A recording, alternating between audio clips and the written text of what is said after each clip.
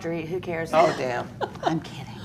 Coming up on the Real Housewives of Beverly Hills after show. No, listen to everybody. Whoa! There is a place where there's no return. Now, I'm not saying it's that. Oh, it's that. I would do exactly the same thing today and tomorrow and the following day. Oh, that's the breaking of the girl code. There's actually no excuse, sorry. PK is like a girl, too. But if push came to shove, who's your friend? Who wants to text PK anyway? Have you ever spoken to PK about it? Yeah.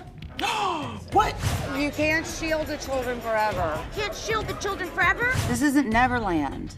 In therapy, he throws out, "This is why I want a divorce."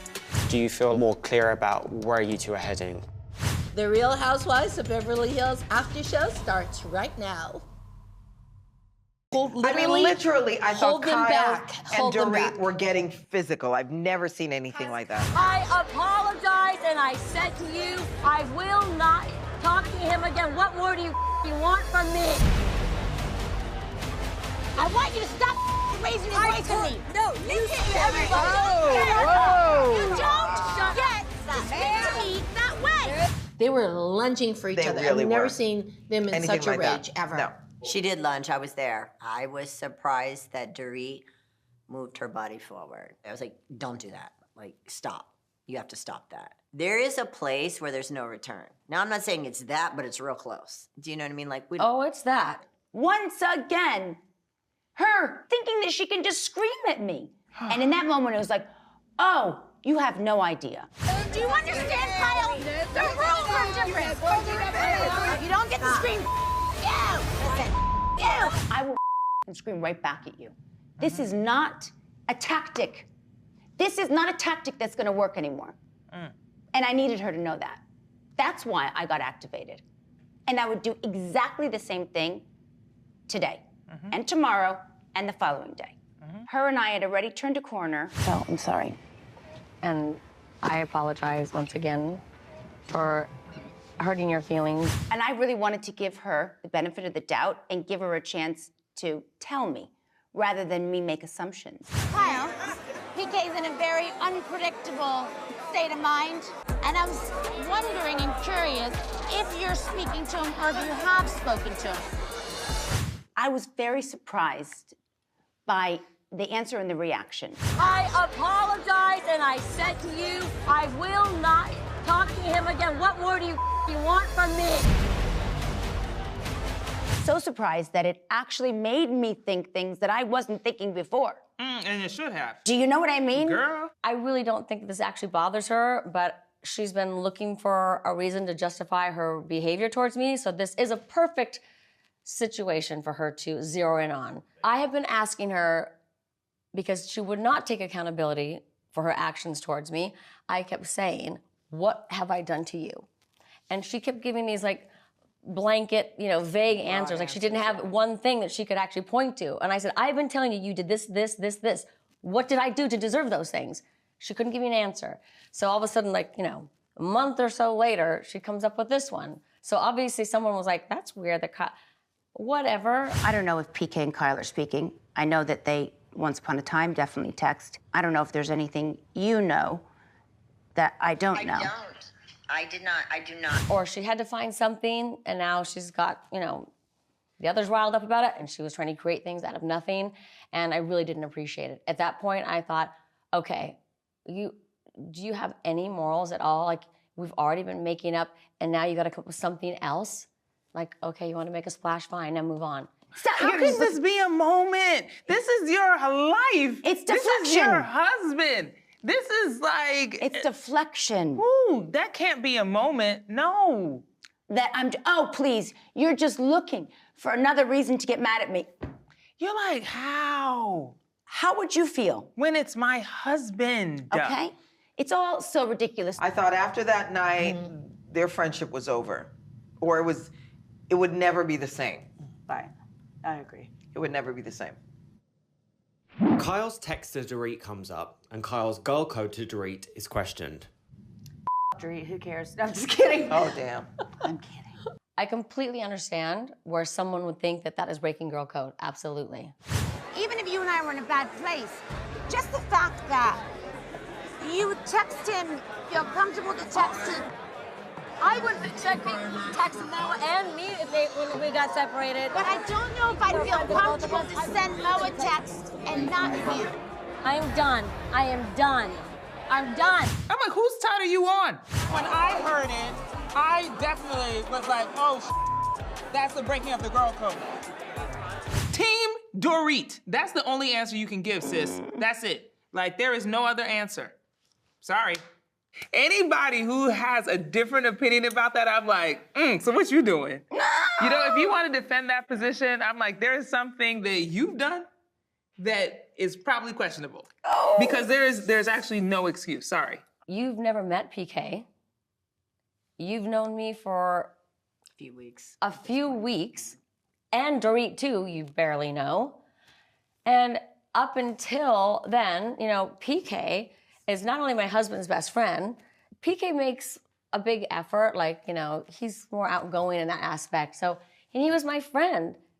10 years, he's my friend. You know what I mean? I get it. But if push came to shove, who's your friend? Obviously, I would side with the women always. If the shoe was on the other foot. Oh, Lord, have mercy. OMG. Woo! Would you be okay with it? And I can tell you, hell no.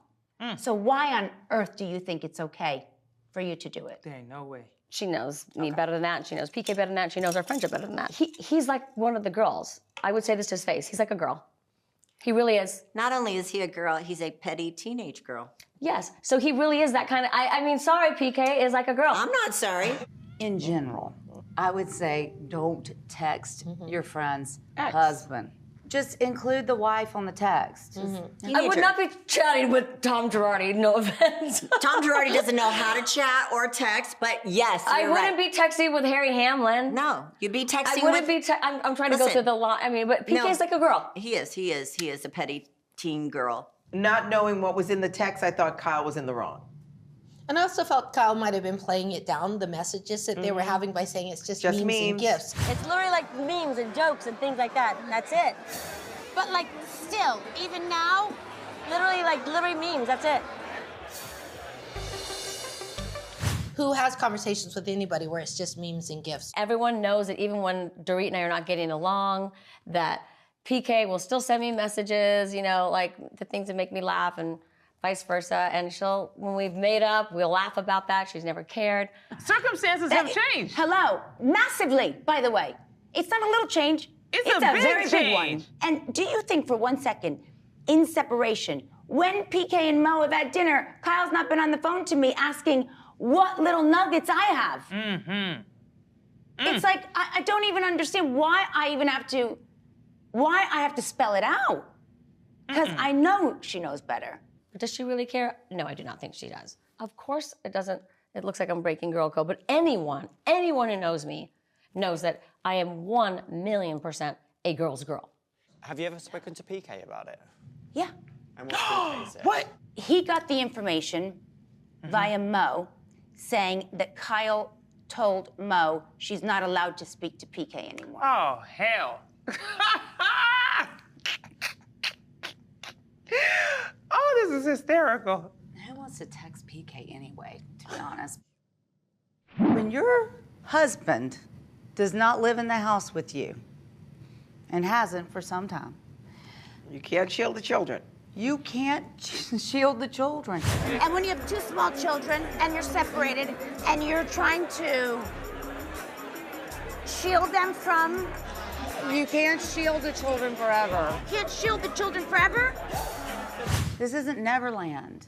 The things that come out of her mouth, you know, it didn't feel like, it felt more like having a little dig rather than, you know, giving sisterly or friendly advice. This wasn't a dig at all. I'm a realist in my mercurial ways. I'm a pragmatist. Children are very in tune with their parents. Yes, they know a lot. And a 10-year-old especially understands things. Even if they're homeschooled, I mean, they're going to have friends that are going to say something. Well, like, especially if they're homeschooled, they're like, we're never out of here. When you said that, I don't think it was taken the way that you intended because it was like throwing gasoline on a flame. I don't plan to shield them forever. Don't get mad at me. I'm just... No. Pretty strong statement.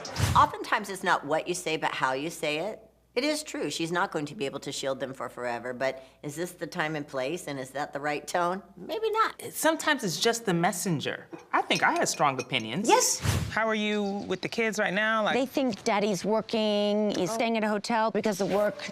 ooh, that's hard too, though. You said, Bose, thank you so much for your opinion. However, I'm gonna do this over here. And then what can I say? I'm like, okay, girl, okay, you go ahead and do that. Right. I'll be right here when you need me. But I'm giving it to you, being like, hey, look, I'm concerned for you. Yes. That is a very different conversation from somebody who has different intentions for you and is basing it off of judgment.